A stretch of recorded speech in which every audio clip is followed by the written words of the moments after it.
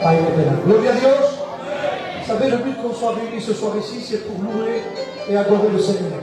Vous savez, j'étais en train de voir les frères qui montaient, mais j'étais en train d'honorer les frères. Alors, ça a un peu de place sur l'estrade. Mais le but, c'est d'honorer le Seigneur. Combien nous sommes venus ce soir pour adorer Dieu? Lève ta main avec moi. Et dis porte ta main. Amen. Porte alléluia. Alléluia. Je vais appeler les frères et sœurs de l'église. On va chanter un cantique à la gloire du Seigneur. Et ensuite, on continuera dans le programme.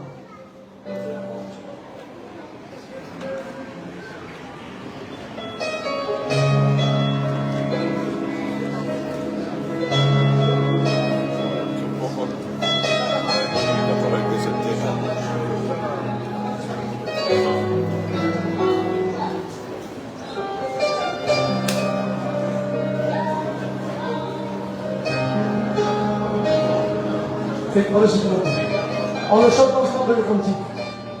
Ce soir, on est là pour ressentir la gloire de Dieu. Alléluia.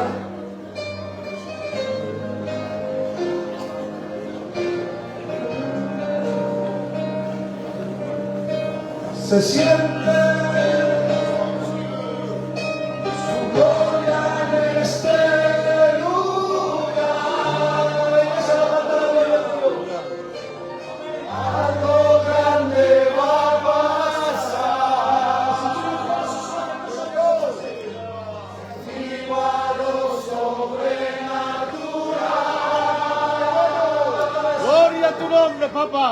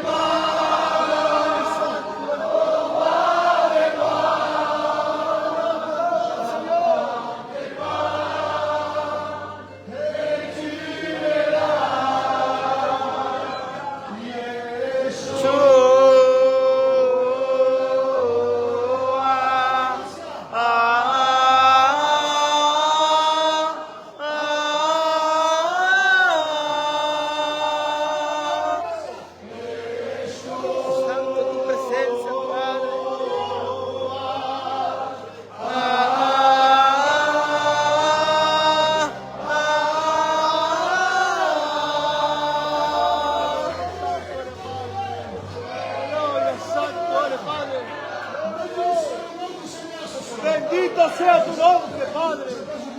Ça vient? Ce soir, on peut sentir la présence de Dieu. Aleluya. Que Dieu soit béni. Je me sens bien ce soir. Parce que Dieu est là. Amen, il est là. On sent sa présence. Lorsqu'il y est, on le sent. Et lorsqu'il y est, il se passe toujours quelque chose. Je ne sais pas comment tu es venu, chargé, fatigué. Alléluia. Et tu t'attends au Seigneur. Je te le dis devant Dieu. Attends-toi à lui ce soir. Parce que Dieu va te bénir. Amen. Il te voit, il te connaît. Il te voit en train de pleurer. Alléluia. Pas de besoin. Jésus est là ce soir. Et il t'appelle ce soir. Amen. Il t'appelle pour te bénir, pour te relever, pour te fortifier, pour t'encourager, pour te libérer ce soir. Dieu est là. Alléluia. Vous le croyez ce soir? Amen. On est bien dans la maison de Dieu. Il est bon lorsqu'on se réunit. Mais nous ne voulons pas oublier tous les malades, tous ceux qui n'ont pas pu se joindre à nous. Vous le croyez que Jésus est capable de guérir? Amen. Vous voulez passer les malades devant Dieu? Alors on va s'incliner, s'il vous plaît. Je demanderai que tout le monde s'incline sans exception. Il ne pas, on va prier comme si ça serait l'un des nôtres. On prie comme si ça serait l'un pour nos enfants. On prie de tout notre cœur. On demande la grâce de Dieu. Je demanderai que le pasteur Daniel, qui nous forme, qui puisse se présenter les malades. Et toute l'église, on prie avec lui. Si tu as un malade à la maison, lève ta main. Dieu est capable de guérir. Amen.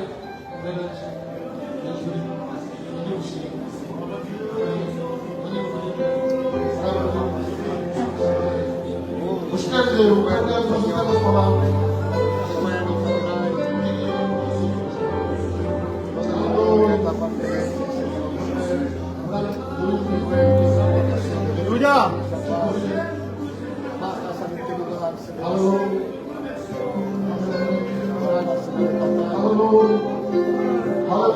Que Dieu soit béni. Que Dieu soit béni. Que Dieu soit béni. Amen. Je suis venu pour recevoir. Tu es venu pour recevoir ce soir. Et je suis venu pour l'adorer. Alléluia. Il y en a qui veulent appeler le Seigneur. Alors pour servir Dieu, pour le jeune de personne, on va faire quelque chose pour Dieu. On va se lever de nos places. Et pendant quelques instants, on va adorer Dieu. Est-ce que Dieu bénit les monde ce soir? On est là pour recevoir les frères. On est là pour passer un moment. On va adorer Dieu ensemble. Les frères, on commence à prier. Cominciamo a pregare. Alléluia, Padre. Les sœurs, on cherche Dieu. Santo, tu presencia, papá. Te queremos en esta noche, Padre. Gracias por tu amor, Señor Jesucristo, Padre. Gracias, Padre, en esta noche, Padre, porque te mueve con poder y gloria, Padre. Gracias por tu fidelidad en esta noche, Padre. Gracias porque en esta noche podemos resentir en el corazón, Padre. Padre, en esta noche nuestros jóvenes, Padre. Gracias, Padre, por poder del Espíritu Santo en esta noche, Padre. Santo eres, Padre, en esta noche. Oh, gloria, gloria, más gloria, Padre, en esta noche, Padre.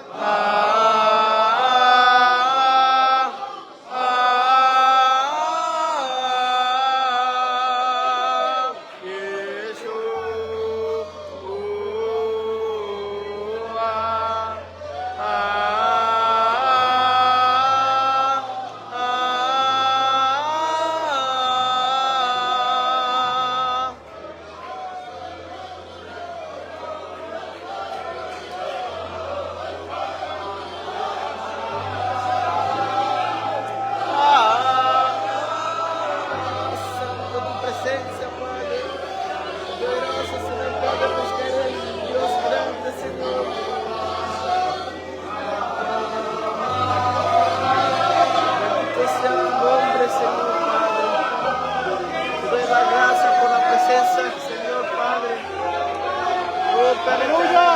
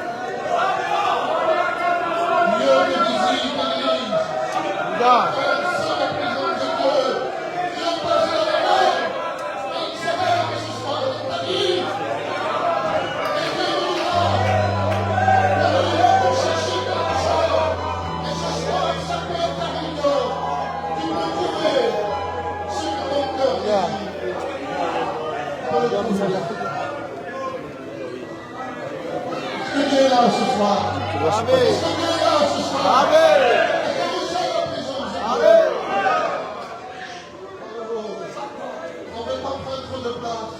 On veut laisser la place à la parole la plus importante, la parole de Dieu. Mais comme on demandait le responsable d'avoir fait quelque chose, je vais demander que tous les serviteurs de Dieu, de toutes nos églises, ils vont venir ici. On va nous chanter un dernier cantique et ensuite nous laisserons la place aux anciens. Donc pour les serviteurs de Dieu, comme je l'ai demandé, vous venez s'il vous plaît les frères. Les anciens, même les jeunes, candidats, je change bien. Venez les frères s'il vous plaît.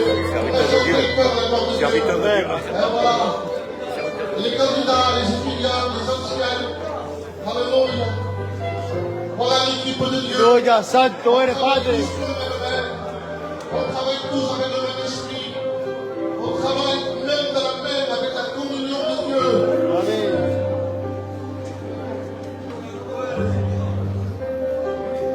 Aleluya. Bendito sea tu nombre en esta noche, Padre. Et tout ça comme pasteur? T'as mal problème? Ouais, il était au téléphone avec sa femme. Ouais, il m'a dit. Il m'a dit, va venir.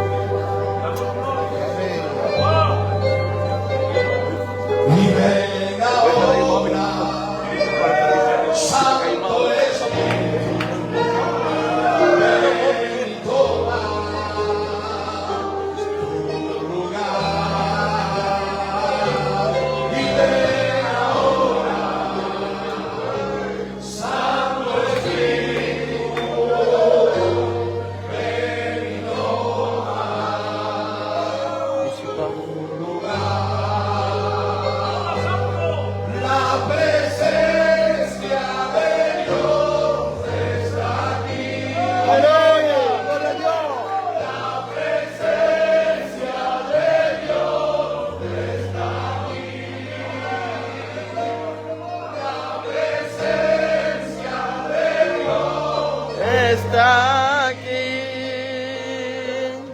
la presencia de Dios, está aquí.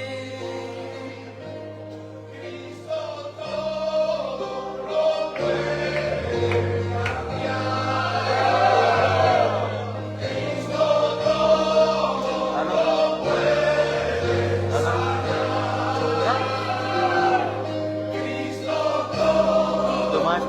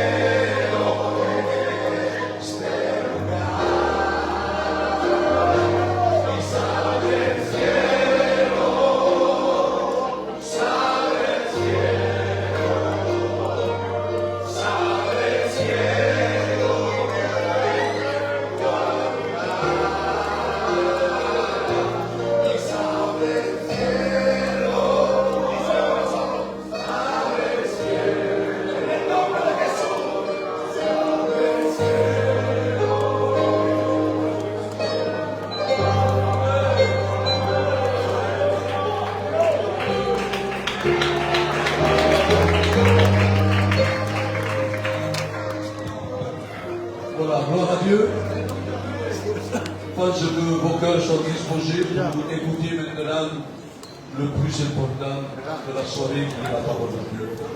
Je ne veux pas dire que les chants ne sont pas importants. La Bible nous enseigne à chanter à la gloire de Dieu. Comme Jacques disait ainsi que celui qui est dans la joie, qui chante les cantiques à la gloire de Dieu. Amen. Nous avons chanté à la gloire de notre Sauveur et notre Dieu. Mais maintenant, vous savez, rien ne peut remplacer. Rien, je dis rien, ne peut remplacer la parole de Dieu. Alléluia. L'homme ne vivra pas de pain seulement, mais de toute parole qui sort de la bouche de Dieu. Et je le crois de tout mon cœur, comme les serviteurs également seront d'accord avec moi, que ce soit notre frère Bouchier, pasteur, a une parole de Dieu pour chacun d'entre vous. Amen. Que le Seigneur a mis dans son cœur. Alléluia. Amen. Donc je vais aller laisser toute la place et que Dieu le bénisse.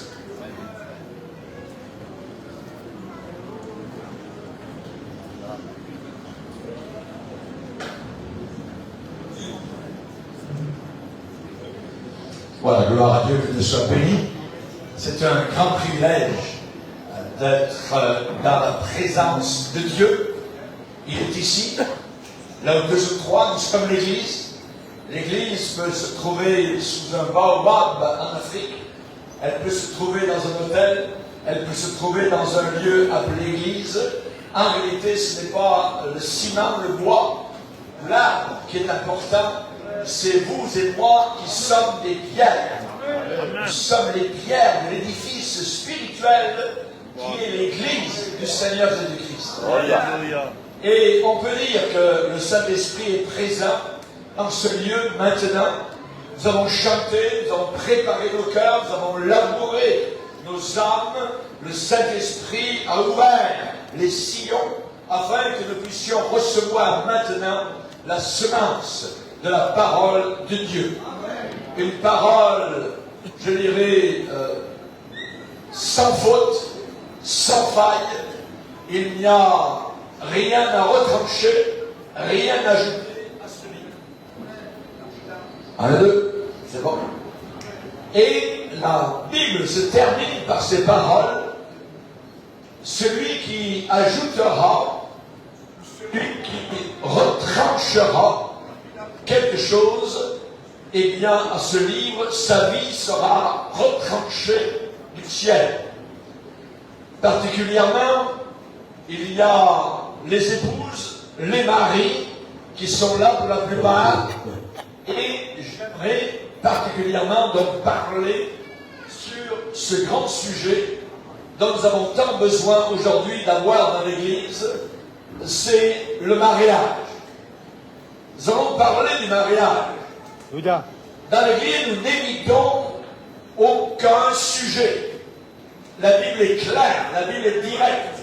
Et la Bible nous donne des conseils à suivre, évidemment, si nous désirons avoir de bons foyers.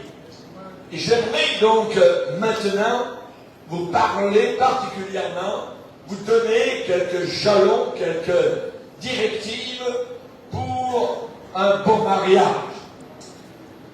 Je suis marié moi-même depuis 48 ans, avec la même épouse. Et j'aimerais vous donner certains conseils que moi et mon épouse avons suivis et qui pourront vous être utiles.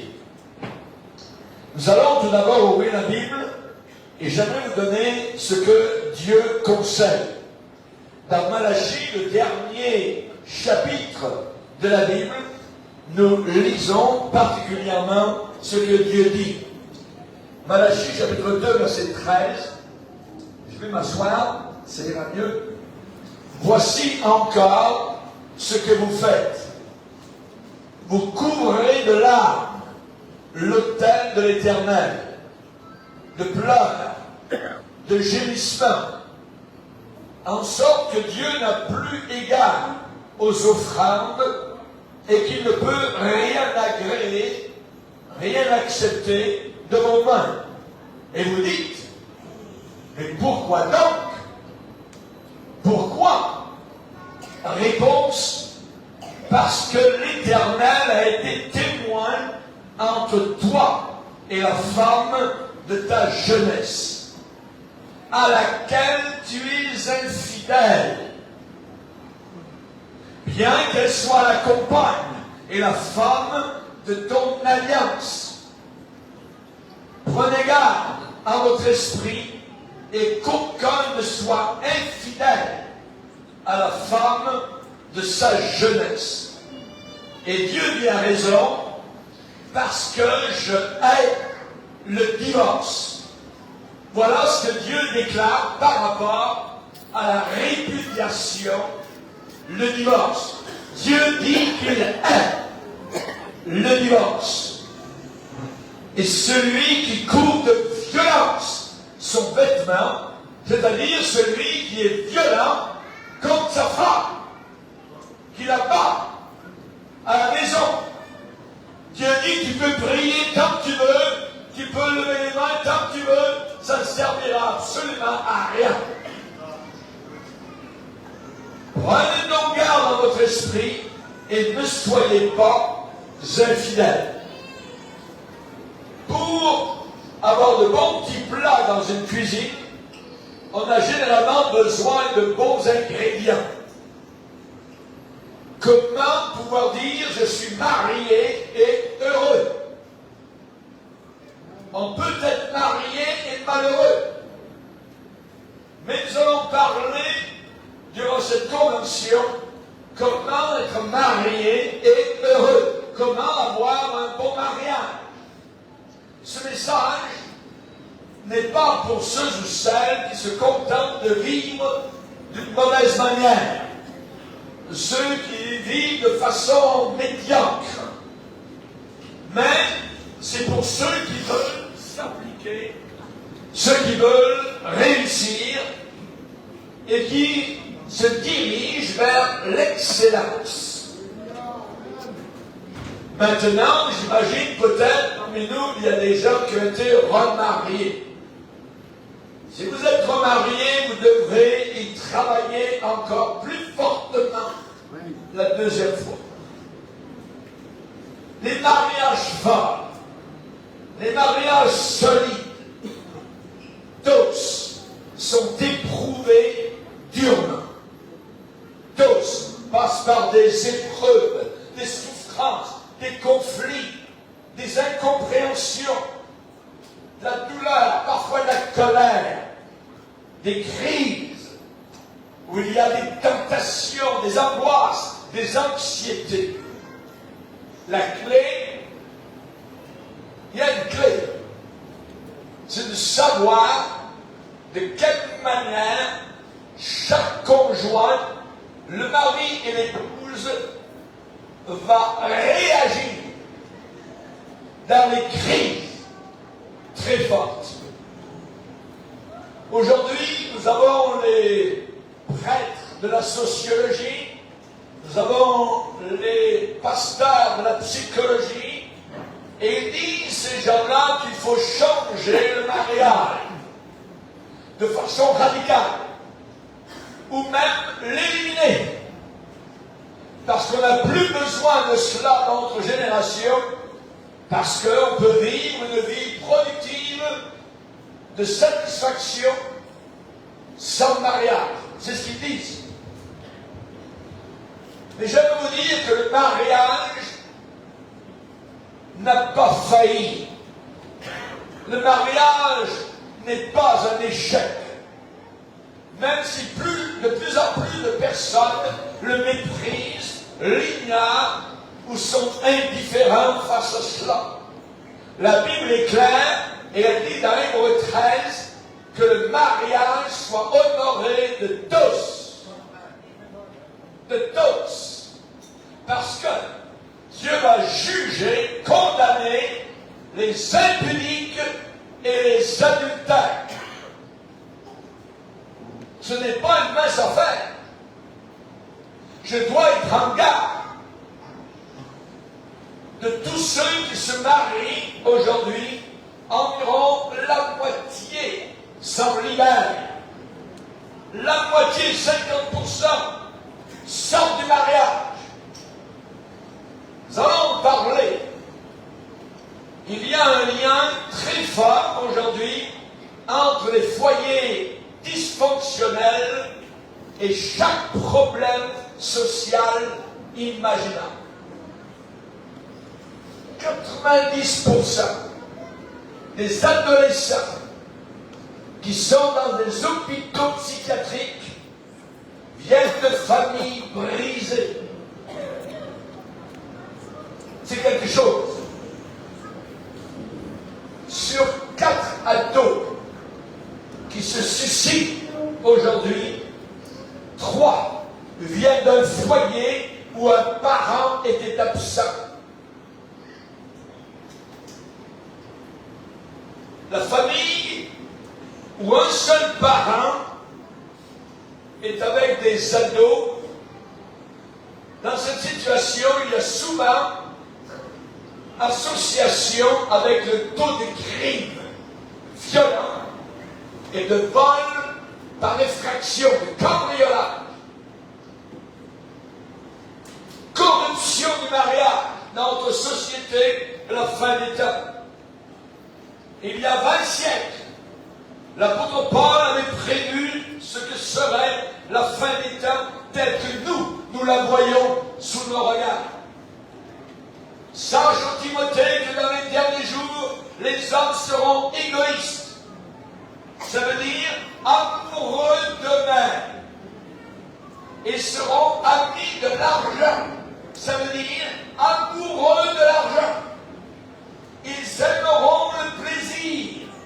Ça veut dire amoureux du plaisir, plus qu'amoureux de Dieu. Ils avanceront toujours plus dans le mal. Ça veut dire ils iront de mal en pire. L'un des premiers traits caractéristiques des derniers jours, c'est être centré sur soi-même. Le moi, le soi, se gratifier soi-même, l'indulgence envers soi-même, complaisance envers soi-même. Notre société d'amusement aujourd'hui aide à nourrir toutes sortes de mensonges et d'illusions sur la réalité des choses. Il y a les mensonges et les fantaisies de la relation sexuelle parfaite. Mensonge. Il y a les mensonges et les fantaisies sur le style de vie parfait. C'est un mensonge. Mensonge sur le corps parfait. Mensonge sur l'épouse parfaite, le mari parfait. Cela n'existe pas. Cela est inatteignable. Parce que la réalité est différente des attentes et je dirais de fable, de la fiction. Aujourd'hui, quand 2 personnes n'arrivent pas à vivre à la hauteur de leurs attentes dans le mariage, alors ils regardent dans une autre direction. Ils veulent se satisfaire ailleurs, avoir des fantaisies imaginées, et ils vont vers une prochaine relation, une nouvelle expérience et une nouvelle excitation. Cela amène vers du vide. Du vide, V-I-D-E, et de l'autodestruction. Alors aujourd'hui, j'aimerais vous donner des conseils. 5. Vous savez, vous connaissez l'histoire de David qui fait face à Goliath, un géant, et qui descend dans la vallée et dans le torrent va prendre rapidement 5 pierres polies qu'il va mettre dans son sac. Il sait qu'il va vaincre Goliath, ce géant. Et dans cette convention, nous allons essayer de voir et de prendre 5 pierres pour essayer de vaincre le Goliath qui veut détruire ton foyer, détruire totalement ton épouse et ton mari. Il y a très peu de conseillers aujourd'hui sur le mariage qui vont parler du côté pratique et selon la parole de Dieu, selon les Écritures. Mais de l'autre côté, il y a beaucoup de couples chrétiens qui sont mariés depuis 20 ans, 30 ans et qui disent c'est plus merveilleux que jamais. Comment cela peut-il se faire? Saint Pierre, dans votre sac, poli au Torah du Saint-Esprit, qui ont fait leur preuve. La Bible dit David choisit dans le Torah 5 pierres polies et les mit dans son sac de berge. Première pierre, ne jamais utiliser le mot divorce. Jamais. Ne dites jamais ce mot quand vous êtes en train de vous quereller. Même si vous avez des arguments très vifs.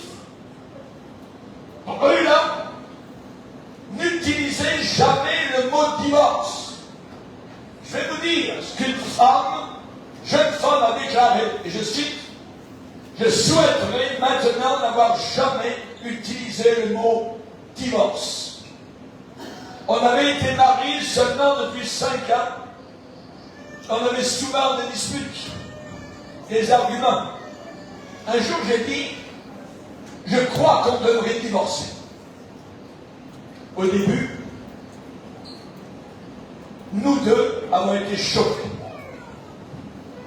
Avant cela, on n'avait jamais pensé au divorce. Mais la semence de destruction a été plantée. Et à la prochaine chicane, ça a été bien plus facile de sortir le mot divorce. Et en l'espace de quelques semaines, nous ne parlions que de cela, divorcer, divorcer. La semence a poussé des racines monstrueuses, dit-elle, et finalement, tout cela a étranglé, étouffé notre mariage. La Bible dit, ne vous y trompez pas, ce que vous semez, vous allez récolter. Récolter. Semaille, récolte. Semence, moisson. Quelque chose de fatal se trouve dans ce mot.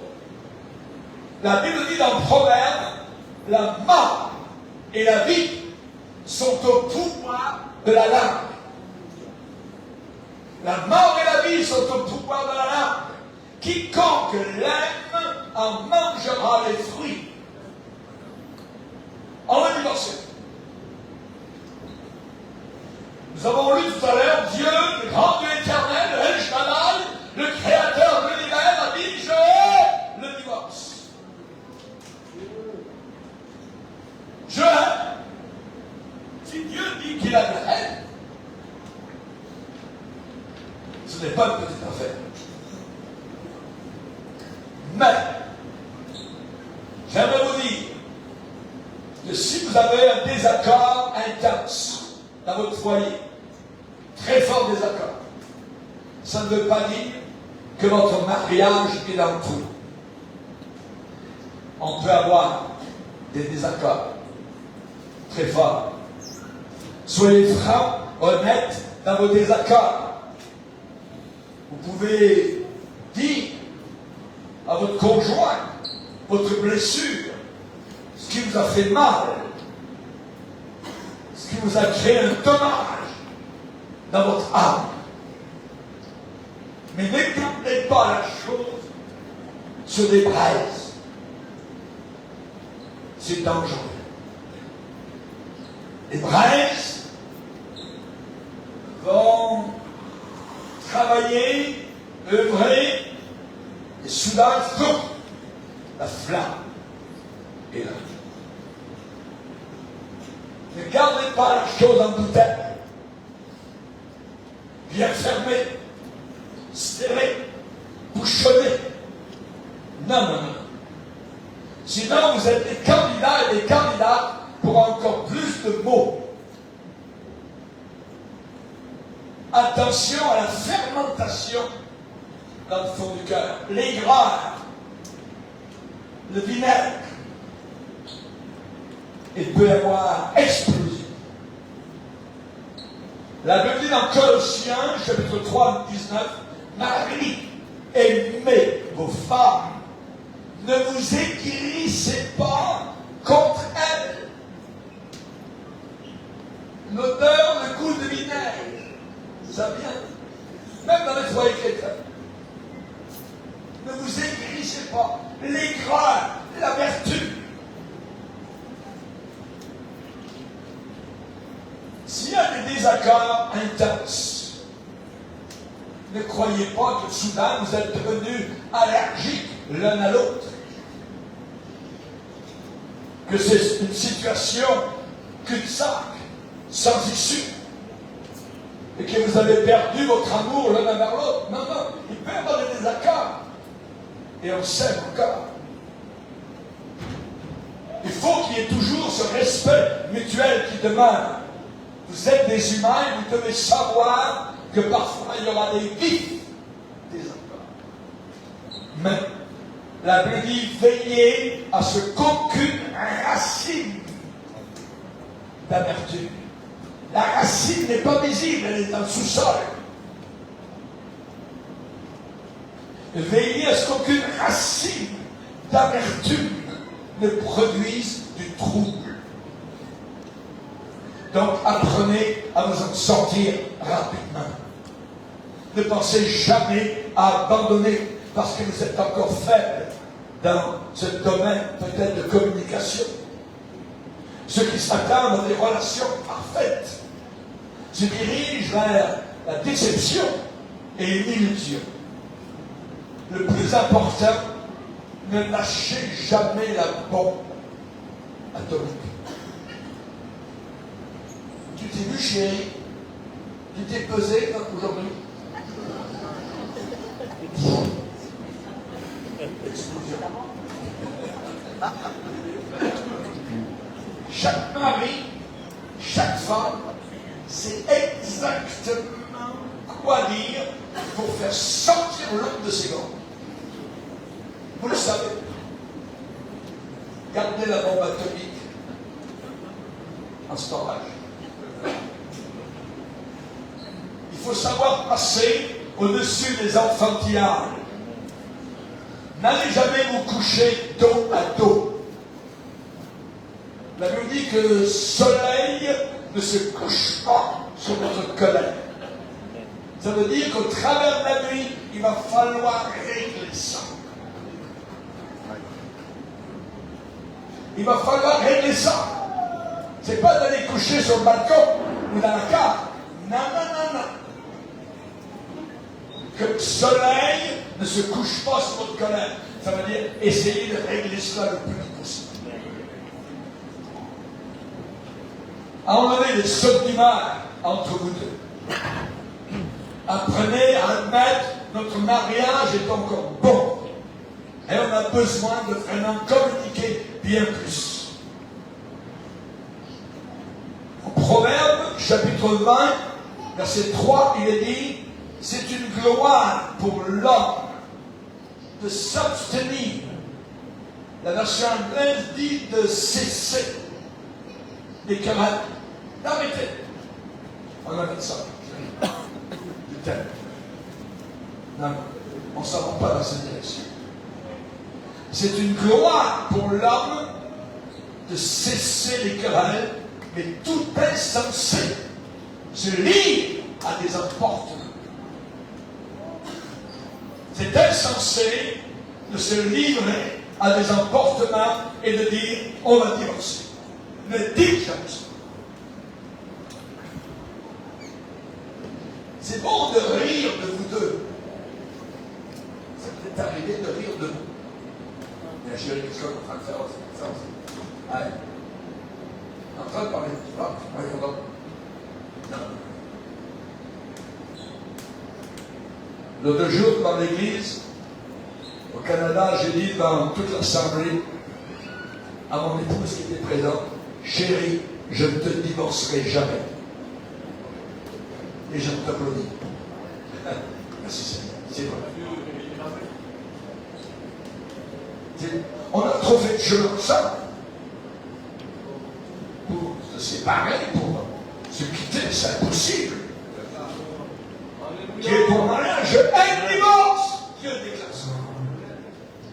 Deuxième pierre à prendre dans votre sac contre le Goliath qui veut détruire tes enfants, ta famille, ton foyer. Deuxième pierre, ne jamais faire de votre conjoint des farces en public ou en privé.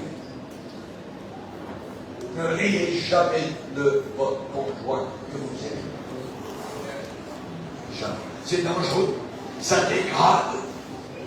Ne pas faire des farces sur des choses stupides que votre mari, votre épouse a fait chez vous. Voyez. Ah, vous savez pas que mon mari a fait la main de la dame. Ne faites pas des farces sur la personne que vous aimez. Et devant Dieu, vous avez juré de être fidèle.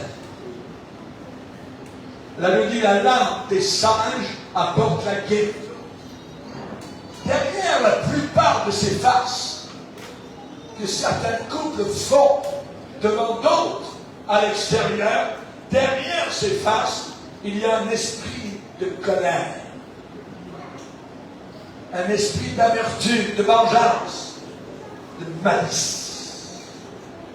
Une manière de ne pas leur faire oublier leurs fautes, si faute il y a.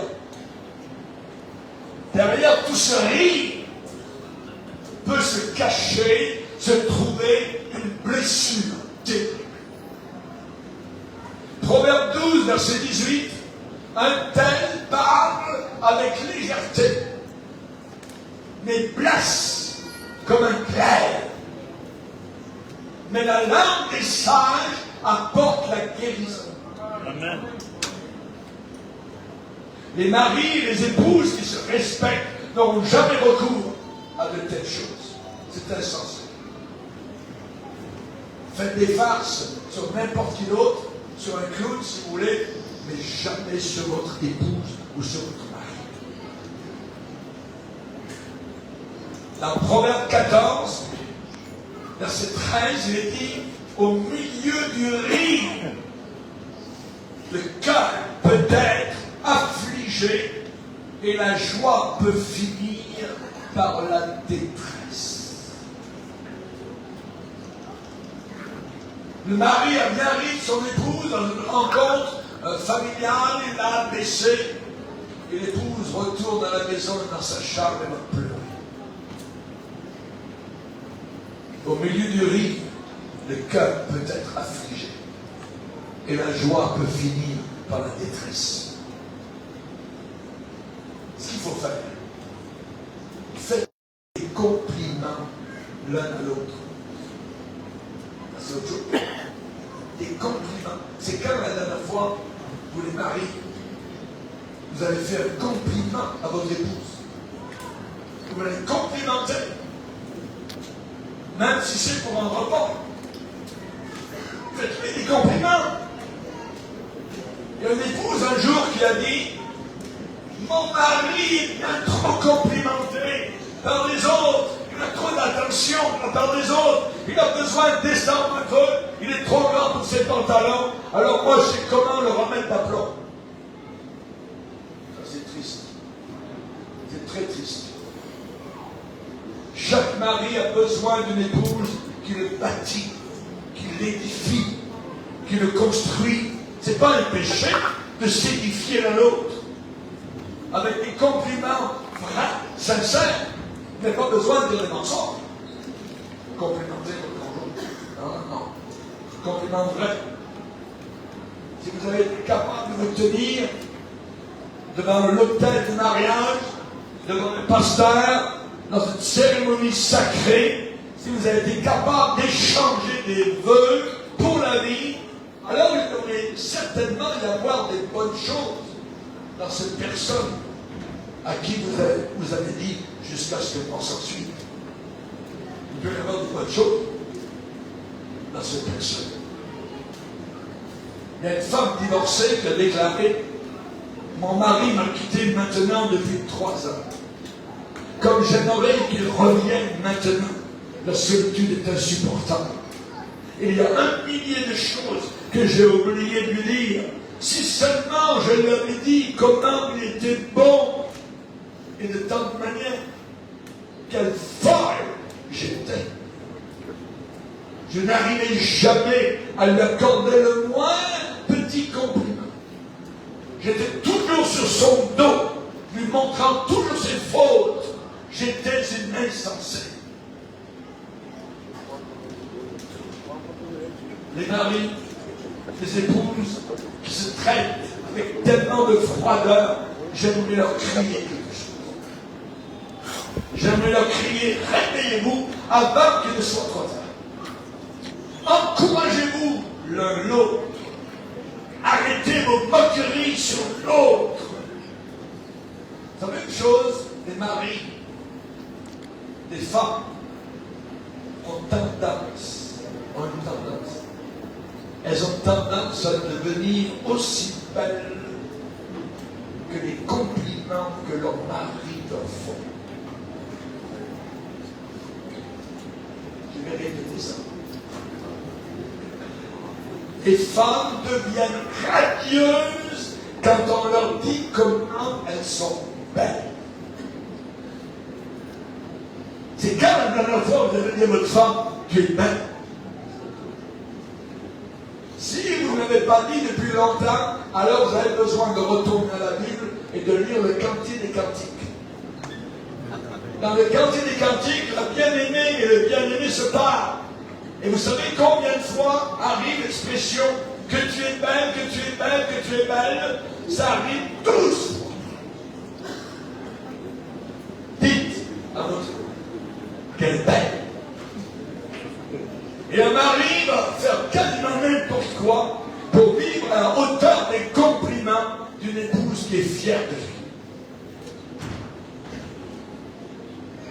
La Bible dit dans Proverbe 23, 11, comme des pommes d'or, pommes d'or, sur des ciselures d'argent. Ainsi est une parole dite à propos. Un compliment, vous allez le manger toute la journée. Toute la journée, toute la semaine. Tout le monde. C'est merveilleux. C'est comme une pomme, une fiselure d'argent. Pomme d'or. Des paroles piantes qui arrivent au bon moment. Vous exhortez, vous encouragez, vous fortifiez. Je vais vous donner une 3e pierre dans votre sac. Pour vaincre le Goliath, Satan, qui désire la ruine de votre foyer. Ne vous étouffez pas l'un l'autre. Et je m'explique. Libérez votre amour l'un envers l'autre. Si cet amour est vrai, libérez-le, relâchez-le, il reviendra toujours. Un époux amoureux, âgé de 45 ans, a déclaré « Je crois que c'est mon privilège et mon devoir de créer dans mon foyer une atmosphère dans laquelle ma femme peut atteindre son plein rendement et elle, en retour, m'aide à atteindre le mien. » Et avec l'encouragement de son mari, savez-vous ce que cette femme faisait? Elle était active dans l'église, pas une pasteur, moi je ne crois pas que cette femme soit une pasteur, elle était active dans l'église. Elle était à toutes les réunions, elle encourageait les sœurs, elle s'occupait des veuves, elle allait visiter les gens qui étaient à l'hôpital, elle faisait du travail bénévole, elle peignait les murs de l'église, elle était heureuse avec elle-même, elle n'était pas étouffée ni étranglée par un mari qui était uniquement intéressé à ses propres buts. Il l'a laissé travailler pour le Seigneur. Dans Proverbe 31, la femme vertueuse, elle travaille d'une main joyeuse. Le cœur de son mari a confiance en elle. Un mariage doit être bâti sur la confiance. Si vous n'êtes pas confiant dans l'autre, fini. La jalousie est une forme d'esclavage. Il a dit la femme vertueuse travaille le cœur de son mari a confiance en elle. Je ne pourrais jamais faire ce que je fais comme ministère au travers de la planète Terre si ma femme était jalouse. Si elle étouffait notre amour, c'est impossible. Je lui suis fidèle. Partout où je vais, je reste fidèle. Et j'ai un anneau que je regarde continuellement. Dans tous les motels où je vais, la télévision n'est jamais ouverte. Pas une seconde. Pas une seconde. Fidèle à mon épouse.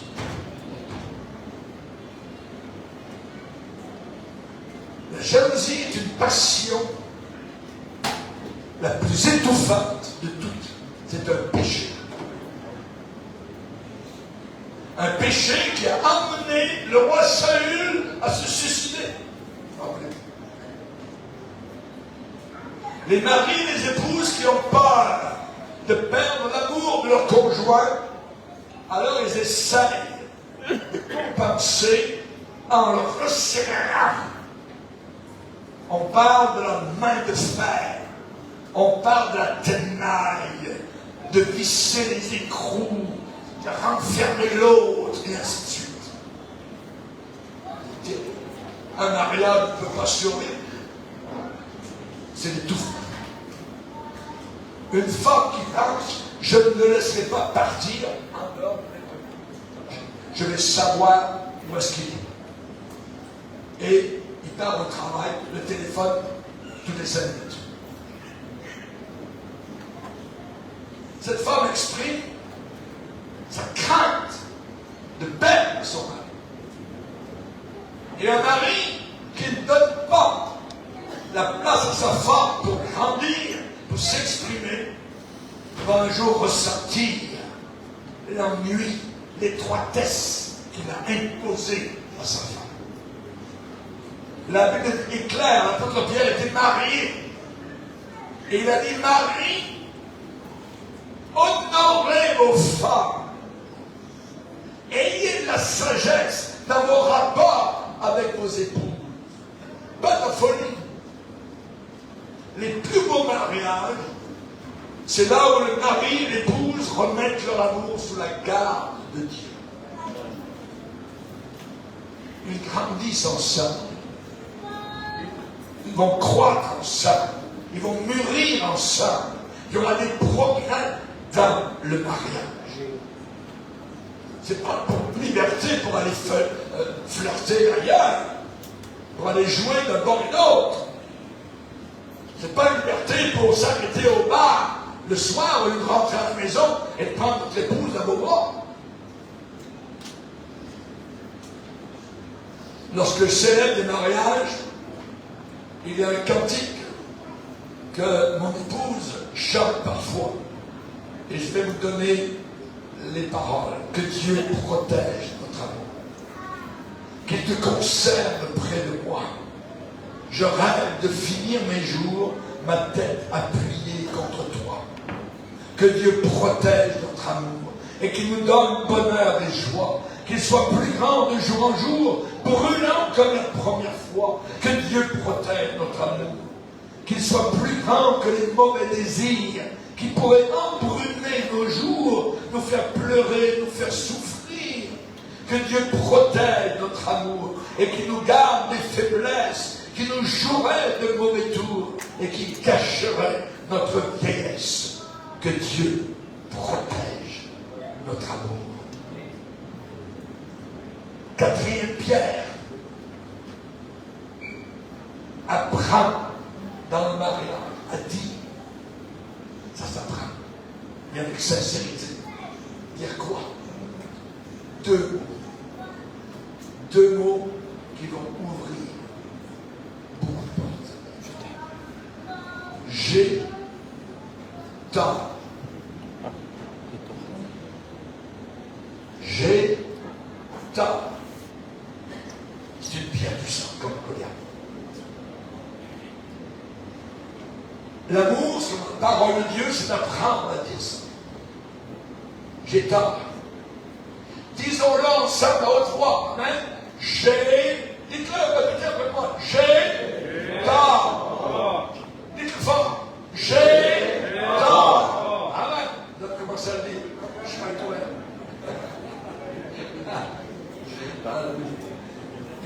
un mari qui était exaspéré. Il a dit, elle a toujours raison et moi j'ai toujours tort. Et cette fois-ci, je sais que c'est vraiment elle qui a tort et elle va le savoir, elle va être obligée de l'admettre. Il faut apprendre à dire j'ai tort. Oui, je le reconnais. Et dire aussi, je pardonne. Répétez après moi maintenant, je pardonne. Je pardonne. Amen. Gloire à Dieu. Qu'est-ce que Jésus a dit? Si vous êtes debout en train de faire votre prière et vous avez quelque chose contre quelqu'un, pardonnez. Pour que le Père Céleste vous pardonne aussi vos offenses. Mais si vous ne pardonnez pas, le Père ne vous pardonnera pas aussi vos offenses. Donc il faut pardonner. Il faut pardonner. C'est dur. Surtout dans les cas où votre femme vous a dupé, vous a trompé. Ou votre mari vous a triché. C'est terrible. Y a-t-il eu vraie repentance? C'est la question à se poser. Y a-t-il eu vraie repentance? Est-ce que vous trouvez dur ou difficile de pardonner, d'oublier? Il est fort possible que vous n'oubliez jamais. Il est possible que vous n'oublierez jamais. Mais vous pouvez apprendre à pardonner. Vous allez sauver votre foi. Évitez de faire remonter le passé, les poubelles, le purin, la saleté. Il y a des milliers de mariages qui ont survécu à l'infidélité seulement parce que, premièrement, il y a une tristesse selon Dieu et suivie par un pardon. La personne coupable a été vraiment triste de son péché. Et ensuite, il y a eu pardon, comme celui de Jésus. Sur la croix, qu'est-ce que Jésus a prié?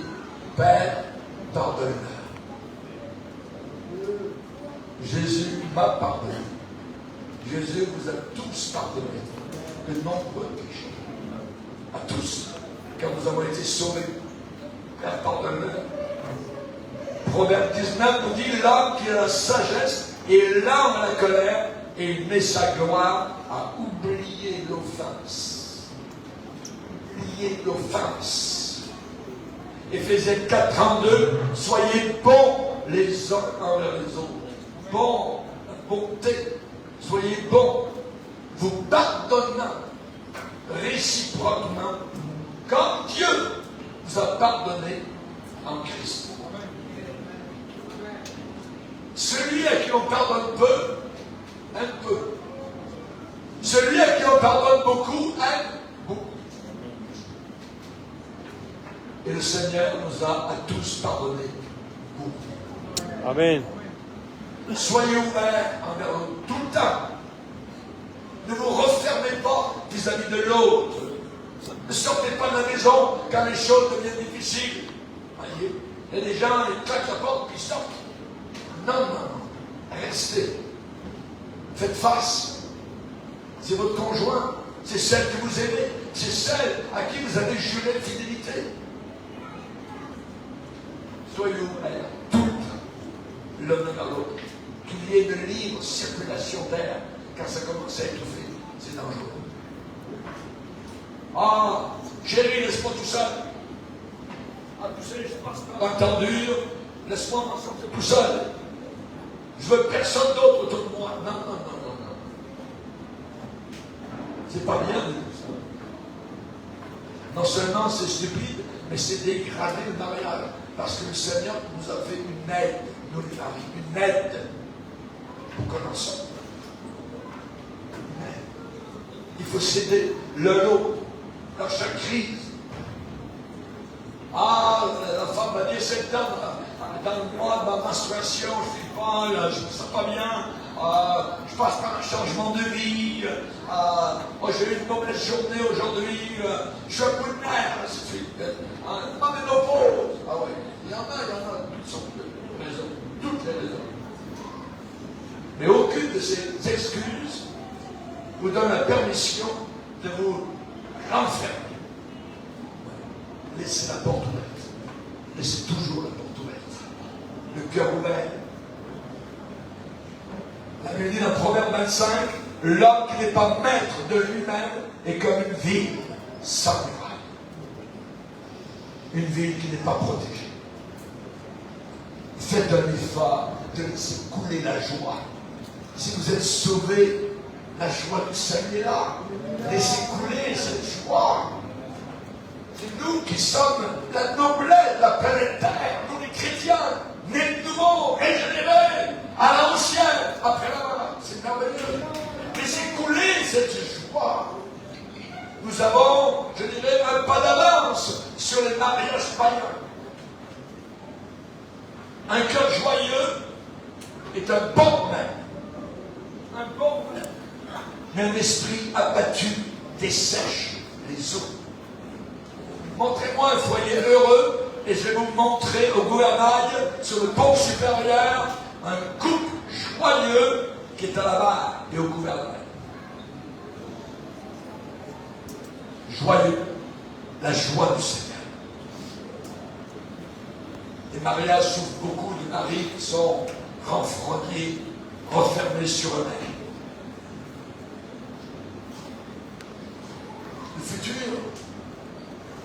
c'est maintenant. C'est maintenant. Dieu est sur son trône. Comme il sera pour l'éternité. Il est là.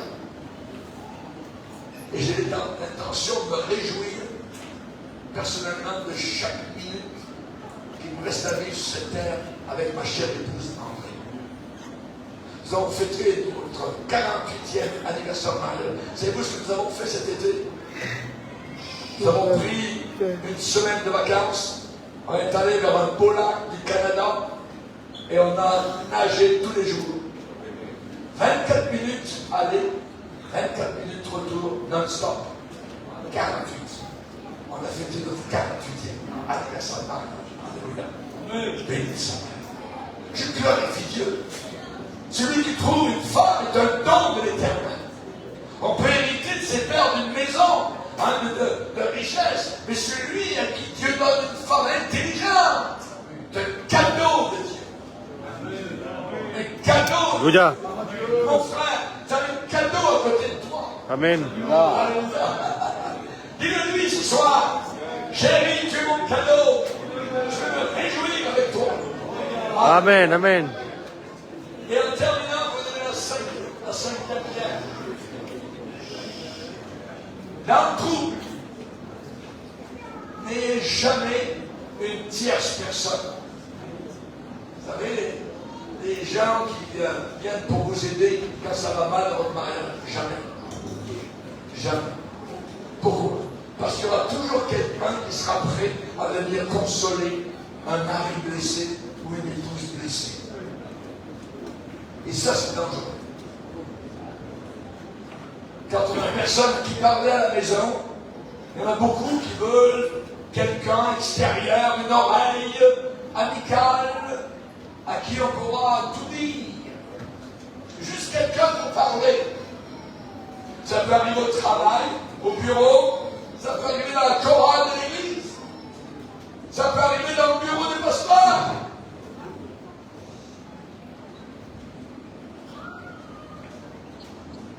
Et c'est là que commencent les aventures secrètes. Ça commence innocemment. Les aventures extra-conjugales. Graviter autour d'un ami sympathique. Ensuite, on se confie à cet ami. Lui, il comprend. Lui, il m'écoute. Et ensuite, il y a un transfert d'affection et ça finit par l'adultère. ça finit piégé. Ne parlez jamais à une tierce personne de vos troubles de mariage. Dans l'église, nous chantons « Je n'ai que Jésus ». Parlez-en à Jésus. Et lui, il va en parler juste au Père. Il n'ira pas le raconter à la terre. Parce que les gens à qui vous allez vous confier vont être les premiers ensuite, en forte de position, à vous décrier, à se moquer de vous et à claironner votre trouble au monde autour. Appuyez-vous sur Jésus. Amen. Si vous croyez encore dans ce lit, appuyez-vous sur Jésus. Pas sur le psychiatre, le psychologue, sur Jésus. Il est réel, il nous entend, il nous connaît. Il envoie le consolateur, le Saint-Esprit. Alléluia. Les maris, les épouses devraient être les meilleurs amis. Les meilleurs amis. Appuyez-vous l'un sur l'autre. Dieu dit, il n'y a pas d'autre Dieu que moi. Je suis le seul Dieu et qui sauve. Tournez-vous vers moi et vous serez sauvés. Autant un mariage qui est sauvé, la détresse. La Bible dit, le pain du mensonge, le pain de la séduction, le pain de la tromperie est doux à l'homme. C'est doux. Et la Bible ajoute, et plus tard, sa bouche est remplie de gravier. Et plus tard, sa bouche est remplie de gravier. Avant, c'était le mensonge. Ça coulait, c'était comme de l'huile. Il y avait deux groupes chrétiens. Pas très loin de l'église où nous étions, au Canada. Et au lieu d'aller aux réunions, ils s'aimaient tellement, ces deux groupes, qu'ils allaient au restaurant, parler des soirées entières, c'était merveilleux. Le mari de l'un est parti avec la femme de l'autre, et la femme de l'autre est partie avec le mari. Vous avez tout fini dans la lumière. Vous avez un ennemi rôde autour de vous, comme un lion rugissant, cherchant quel mariage va dévorer. Va à tes réunions, va à la prière, prie le Seigneur. C'est très important. Alléluia. Chers amis, Adam et Ève ont apporté le mensonge dans leur mariage. Le père du mensonge, ils ont eu contact avec lui. Est-ce que Dieu a vraiment dit? Est-ce que la parole est vraiment, tu sais, il faut en prendre dans l'essai? Ah oui, ils ont amené le mensonge et vous savez comment ça a fini. Ils sont cachés.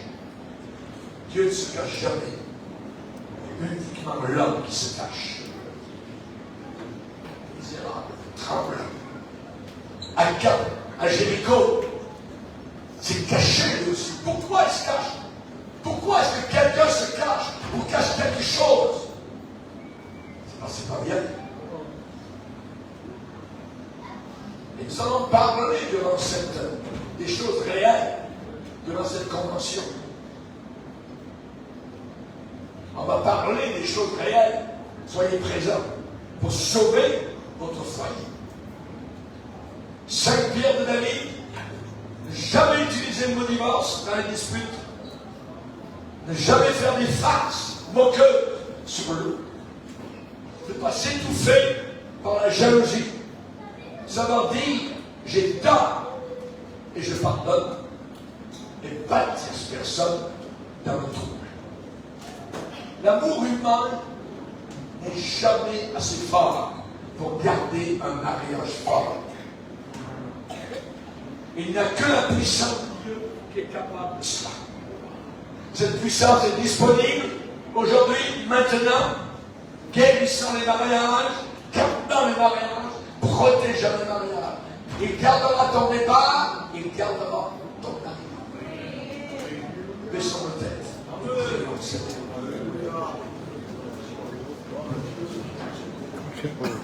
Seigneur, nous sommes devant toi.